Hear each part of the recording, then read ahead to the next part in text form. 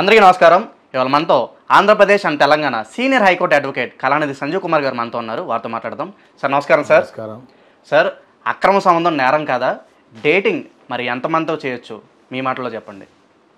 దానికి ఒక సెక్షన్ ఉంది. According to section 497 IPC Indian penal code 1860. ఈ సెక్షన్ ఏంటంటే అడల్టరీ. ఈ అడల్టరీ అనే సెక్షను 2018లో స్టక్అవుట్ అయిపోయింది. సుప్రీంకోర్టులో 5 ధర్మాసం దీన్ని కొట్టేశారు. ఈ సెక్షన్ అడల్టరీ సెక్షన్ తీసేశారు. అందుకనే అప్పుడు మహిళల మీద ఏదైనా చేసినా కూడా అది అఫెన్స్ కాదని చెప్పి మనకి 2018లో తెలిసింది. లివింగ్ రిలేషన్షిప్ అని ఇప్పుడు కొత్తగా పెట్టారు. ఒకసారి భార్యాభర్తల మధ్య వివాహం తర్వాత భర్త ఎవరితో అయినా అన్అఫీషియల్గా తిరిగినా అది అఫెన్స్ కాదు. ఎవరేం చేయడానికి లేదు. ఇంకా ఎవరేం చేయడానికి లేదు. ఇష్టపూర్వకంగా అయితే వినండి, ఎవరేం చేయడానికి లేదు. కానీ భార్య గనక ఈ రకంగా ఇతను రోజు ఒక అమ్మాయితో తిరుగుతుంటే సహించలేక డైవర్స్ తీసుకునే పద్ధతి అయితే ఉంది. దీంట్లో విడాకులు తీసుకోవచ్చు. అదే పద్ధతి, ఇంకా వేరేది ఏం లేదు. దీంట్లో సివిల్ రాంగ్ అంటారు. అర్థమైందా? కాబట్టి ఆ ప్రకారంగా డైవర్స్ కావాలంటే చేసుకో తప్ప, లేకపోతే దీంట్లో అయితే ఎక్కడ ఎటువంటి అఫెన్స్ అయితే లేదు. ఈ సెక్షన్ 497 2018లోనే అప్పుడు సుప్రీంకోర్టు ధర్మాసనంతో ఐదుగురు బెంచులతో జడ్జిలతో కూడిన ధర్మాసనం క్లియర్ కట్గా చెప్పింది. అందుకనే అడల్టరీ స్టక్ డౌన్ అయిపోయింది ఇన్ 2018. అప్పటి నుంచే ఇవి స్టార్ట్ అయింది. ఓహో, మంచి మొగాళ్ళకి ప్లస్ అయిపోయింది. ఎవరు పడితే వాళ్ళతో తిరగడం చేయడం చేస్తున్నారు. అది దాన్ని ఇప్పుడు కొత్తగా ఫ్యాషన్గా లివింగ్ రిలేషన్షిప్ అని పెట్టారు. వర్డ్ మార్చారు. అందుకనే అడల్టరీని లివింగ్ రిలేషన్షిప్ అని పెట్టారు. అంతే, వేరే వ్యత్యాసం. కానీ అది న్యాయబద్ధంగా చెప్పాలంటే అసలు అఫెన్సే. ఒక మా భార్యతో వివాహం అయిన తర్వాత నువ్వు రెండో అమ్మాయితో ఎలా తిరుగుతాను, రెండో అమ్మాయిని ఎలా ఎంజాయ్ చేస్తాను? అది నేరమే కదా, తప్పే కదా. కానీ ఇప్పుడైతే ప్రస్తుతానికి అయితే అది అఫెన్స్ కాదని చెప్పి క్లియర్ కట్గా చెప్పింది. లీగల్గానే నిర్ధారణ చేశారు.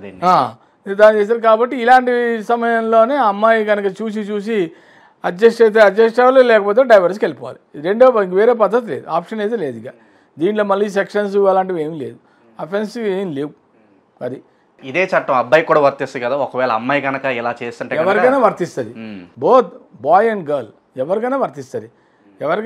లివింగ్ రిలేషన్లో అబ్బాయి అయినా చేయొచ్చు, అమ్మాయి అయినా చేయొచ్చు. అందుకనే కదా ఇప్పుడు అడల్టరీ తీసేసిన తర్వాత ఇప్పుడు స్టార్ట్ అయింది కొత్తగా. సుప్రీంకోర్టే చెప్పింది కదా లివింగ్ రిలేషన్షిప్ చేసుకోండి అని. ఎంతమంది సినిమా యాక్టర్లు చేసుకోవట్లే.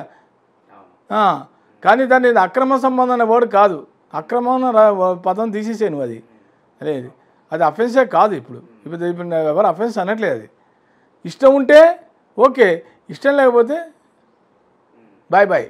అది అట్లా అయిపోయింది. కాబట్టి వివాహం అయిన తర్వాత కూడా భార్యాభర్తల మధ్య భార్య కానీ భర్త కానీ ఎవరైనా వేరే వాళ్ళతో ఇల్లీగల్గా తిరిగితే అది ప్రస్తుతానికైతే అఫెన్స్ కాదు. ఇష్టం లేకపోతే డైవర్స్ తీసుకోవచ్చు. అదే మాత్రం, వేరే పద్ధతి అయితే లేదు. లివింగ్ రిలేషన్షిప్ మీద మీ అభిప్రాయం ఏంటి? మీరు చూస్తున్నారు, మీ అప్పుడు ఎలా ఉండేది, ఇప్పుడు అసలు ఎలా మారిపోయింది? మీ అభిప్రాయం ఏంటి లివింగ్ రిలేషన్షిప్? ఆ రోజులో కట్టుబాట్లు ఉండేది బాబు. ఆ రోజులో అంతా మేము చాలా అందరం కూడా మా జనరేషన్లో డిసిప్లిన్గా ఉండేవాళ్ళం. అప్పుడు ఇంత ఇది లేదు. ఇప్పుడంతా డెవలప్ అయిపోయింది. కానీ ఇప్పుడంతా కూడా ఆ రోజులో మేము కాలేజీకి వెళ్ళాలంటే మేము భయపడేవాళ్ళం. జాగ్రత్తగా ఏమన్నా చూడాలంటే భయపడేవాళ్ళం మేము. కాబట్టి మా డెకోరం మెయింటైన్ చేసేవాళ్ళం. ఇప్పుడు అలా కాదు. బాయ్ అయినా గర్ల్ అయినా చట్టాపట్టాలు వేసుకొని తిరిగేస్తున్నారు. ఫ్యాషన్ అయిపోయింది ఇప్పుడు. దాన్ని మనం కామెంట్ చేయడం కూడా కరెక్ట్ కాదు. ఇప్పుడు జనరేషన్కి అప్పటి జనరేషన్కి చాలా వ్యత్యాసం. అదే అర్థమైందా? లివింగ్ రిలేషన్షిప్లో అదే. మరి ఇప్పుడు సినిమా హాల్ స్టార్లు కూడా పెళ్ళి కాకముందరే వాళ్ళు డేటింగ్ చేసుకుంటున్నారు, నడుస్తుంది బండి.